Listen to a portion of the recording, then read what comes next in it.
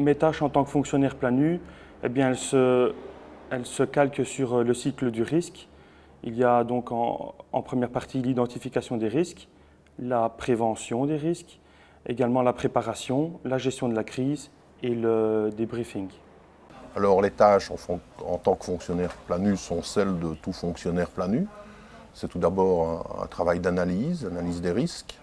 C'est ensuite un travail de préparation d'une série de plans, de planification. C'est l'actualisation des plans existants, du plan général d'urgence et d'intervention, mais aussi des différents plans particuliers d'urgence et d'intervention qui nécessitent d'être actualisés.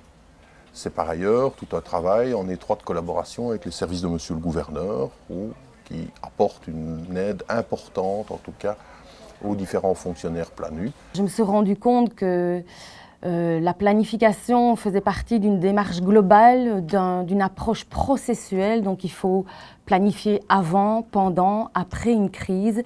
Et donc ça prend énormément de temps. Donc au-delà de la désignation d'un planificateur d'urgence, il a donc une partie de mes tâches a été de constituer une cellule de sécurité, d'organiser des réunions, de l'animer.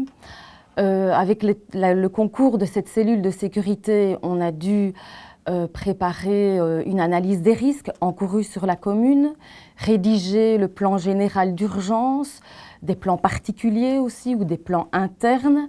Il faut les mettre à jour. Nous devons régulièrement faire un inventaire des moyens humains et des moyens techniques que nous possédons sur la commune pour justement faire face donc, à une crise. De hulpambtenaar heeft veel taken. Ik denk dat je die voor een groot stuk kan groeperen in twee grote stukken. Dat is enerzijds het preventieve werk, het voorbereidende werk, bijvoorbeeld de vergaderingen in voorbereiding en dergelijke. En anderzijds is er het stukje de repressie. Op het moment dat er effectief een noodsituatie zich voordoet, is het eigenlijk vooral het beleidsmatig adviseren van de burgemeester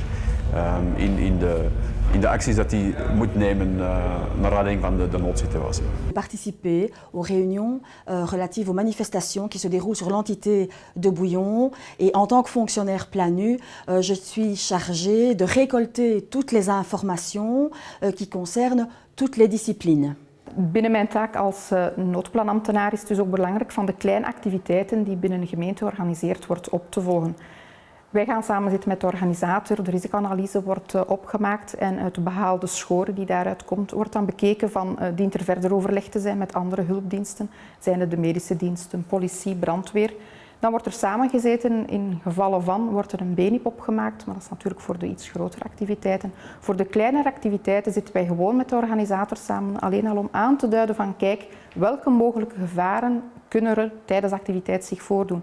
Als noodplanambtenaar is het belangrijk dat u een goed HNIP voorbereidt. Dat betekent dat men eigenlijk moet nagaan waar uw crisiscel gevestigd is, waar uw callcenter is gevestigd, maar dat u ook moet kunnen oplijsten waar de kwetsbare gebieden binnen uw gemeente zijn of welke rampen zich zullen kunnen voordoen. En dat men zich daarop voorbereidt door middel van actiekaarten, zodanig dat men weet hoe men in een bepaalde situatie correct moet optreden. We hebben in Lommel een aantal grotere evenementen ook. Daar maken we dan bijzondere noodplannen voor. Vous avez à ce titre-là un rôle de conseiller puisque vous êtes censé, quand vous êtes un fonctionnaire de la planification d'urgence, vous êtes censé bien connaître votre commune et donc vous pouvez évidemment utilement conseiller ceux qui ont à prendre la décision finale. Ik maak een canvas en zij vullen hun duikjes allemaal in en uiteindelijk probeer ik dan die puzzel samen te leggen om die dan, ja. Wij organiseren toch 3 maandelijks een veiligheidscel. Wij doen dat niet alleen. Als noodplanambtenaar stel ik samen met de burgemeester de agenda op. We bekijken de te bespreken punten. En dan werk ik samen met de veiligheidscel, eigenlijk met Binnenlandse Zaken van de provincie, die eigenlijk de vergaderingen ook bijwonen en die samen met mij leiden. Als noodplanambtenaar denk ik dat er voor ons nog een andere belangrijke taak is weggelegd en dat is eigenlijk een beetje de nazorg, want voor ons als gemeente begint het dan heel vaak. Wij moeten soms een rouwregister aanleggen, wij moeten mensen ontvangen, wij moeten nog de pers te woord staan, wij moeten nog de website up-to-date houden, zodanig, want mensen blijven nieuwsgierig naar de situatie van bepaalde mensen. Wij moeten ook zorgen dat er bijvoorbeeld herdenkingsplechtigheden worden georganiseerd.